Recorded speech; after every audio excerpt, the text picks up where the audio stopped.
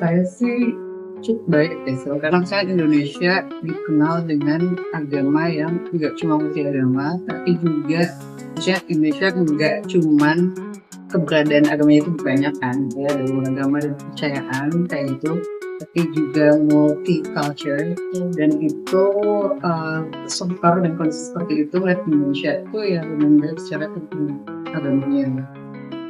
Dan kalau untuk Islam dan di Indonesia itu menjadi mayoritas, kita ngeliatnya ya so far agama mayoritas juga tidak berbuat semena-mena sih kayak gitu.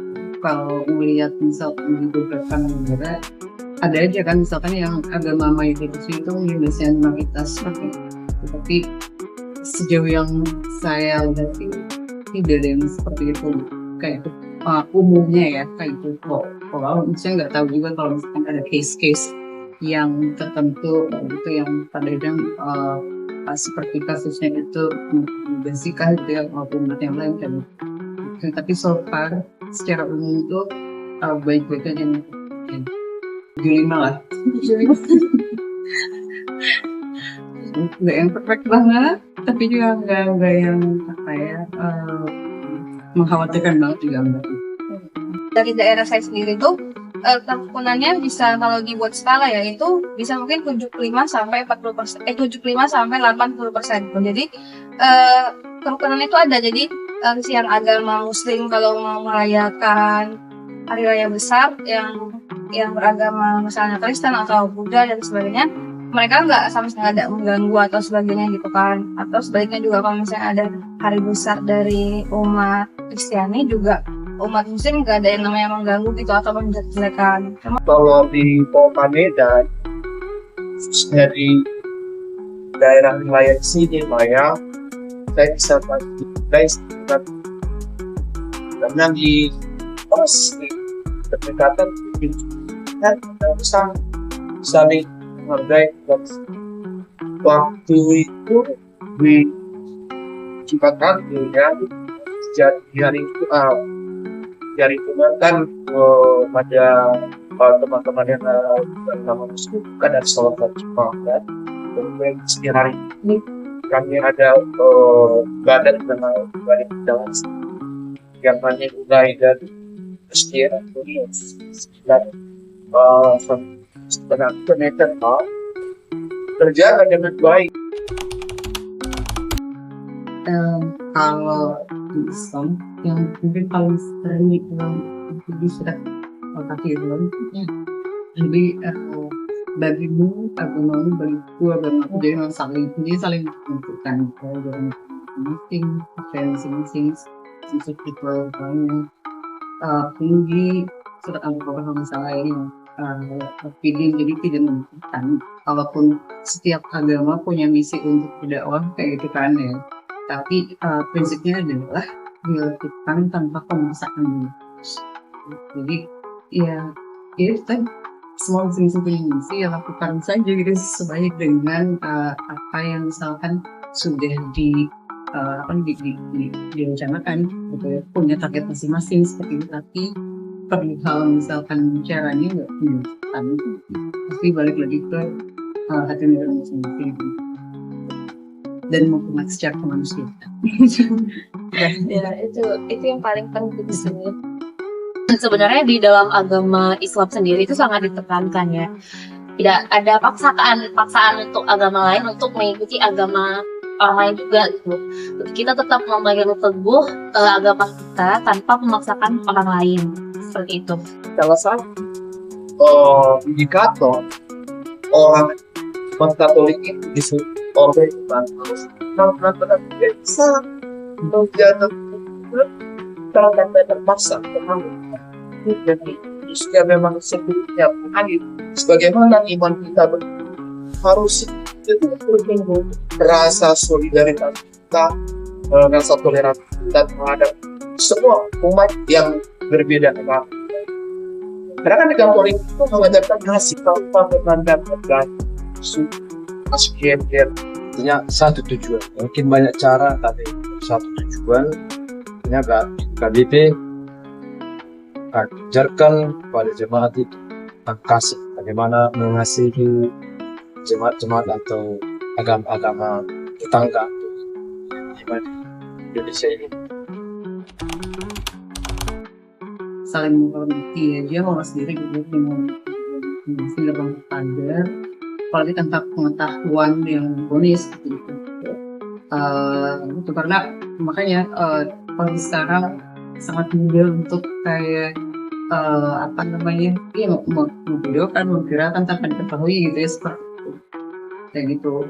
Lalu juga komunikasi mungkin ya, jadi ada dialog atau komunikasi dalam artian tuh kayak hal-hal yang mungkin ya kalau sekitaran kehidupan sehari-hari kayak karena mayoritas muslim misalkan, terus kita kan punya kebiasaan kayak setiap mau mendahului waktu sholat ada azan, atau misalkan dalam pas setiap Jumat mungkin akan lebih banyak ngajinya gitu ya, speaker dan sebagainya. Nah kalau misalkan ada umat muslim yang terganggu atau apa, mungkin bisa dikomunikasikan dulu. Kalau dari saya, dari keluarga dari kecil mungkin ya udah ditekani bahwa kita itu muslim, kita itu harus memaklumi atau bahwa agama itu juga saudara kita gitu. Walaupun bukan saudara seiman, berarti saudara misalnya satu daerah, satu kampung, atau bahkan satu Indonesia gitu kan. Jadi ya memaklumi aja, semuanya itu memaklumi dari diri kita sendiri bahwa kita punya saudara selain agama kita gitu. Karena kalau kita pikir-pikir, kenapa kita harus memperbedakan sesuatu yang memang sudah berbeda? Gitu. Jangan diperbedakan lagi sesuatu yang sudah berbeda. Ya memang sekarang A, B, C, D, E sudah berbeda.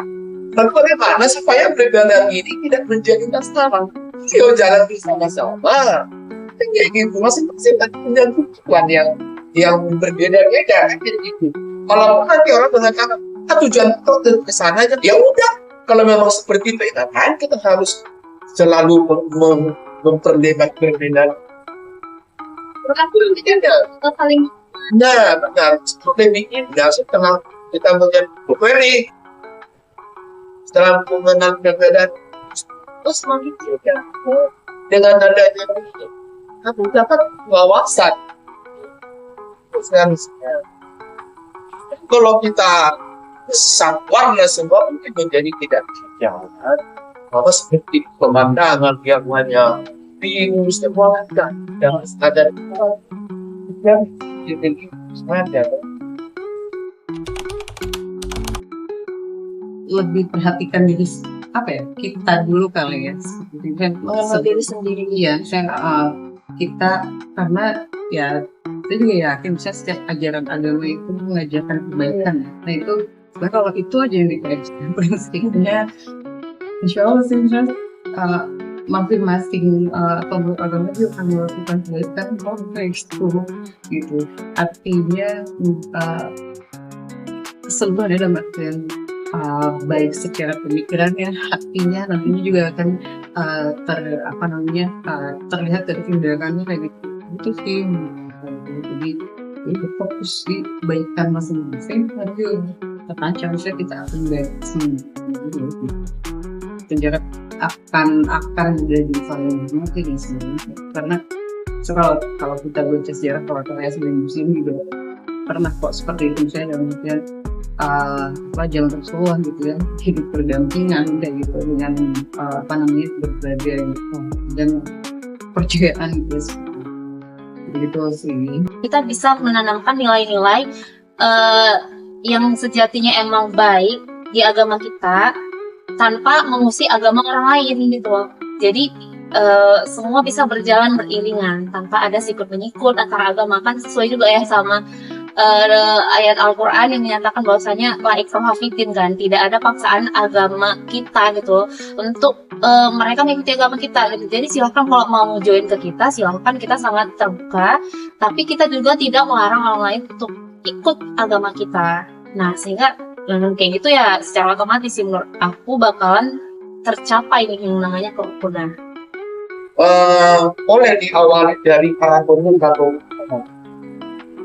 Kalau pemuka agamanya dari misalnya jadi penceramah atau apa, mendengungkan setiap ceramahnya harus menjaga komunitas umat seperti menjaga.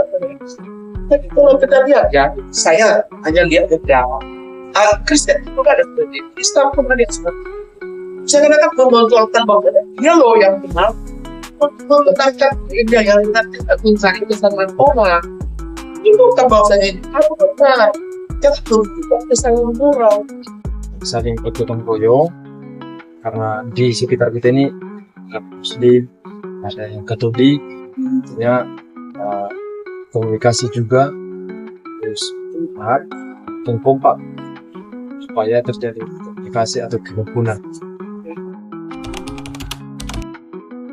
Karena pemerintah tatarannya mungkin ada kaitannya juga dengan regulasi kan. Jadi adil juga gitu dan ketika menjamin kebebasan setiap gitu agama gitu seperti itu berbeda dengan kan percaya masing-masing kan peribadatan atau kepercayaan masing-masing. Terus juga mungkin membuka ruang dialog seperti itu tentang umat beragama dan adanya kayak sanksi lagi untuk atau hukum bagi pihak-pihak yang mungkin menyebabkan tadi hal-hal yang sangat bukan kegaduhan yaitu provokasi kayak gitu dan intimidasi seperti ya alhamdulillah tadi kalau di Indonesia nggak ada sifatnya kayak dominasi mayoritas gitu dan ini minoritas. Pemerintah harus bersikap adil ya tanpa membedakan agama satu dan agama lain. Mungkin kalau di Indonesia mayoritas para pemerintah itu kebanyakan beragama Muslim, bukan berarti meniadakan atau membelakangkan agama-agama yang lain gitu. Artinya semua tetap dapat porsi yang sama, mau itu di kebijakan skala terkecil atau skala besar gitu ya, maupun di daerah atau tingkat provinsi. Harus seperti itu sih menurut aku. Di pemerintah harus tegas menindak bagaimana agar lebih bagus sih mencegah. Tapi kalau sudah terjadi kita tegas, orang-orang yang tidak menghargai atau cenderung intoleran harus bebas tidak benar. Harus karena itu lebih banyak mudaratnya daripada baik. Karena pasti jangan curang. Karena juga ada yang perbedaan itu, yes oke kita terima aja. Kita terima perbedaan dengan baik. Tidak akan baik.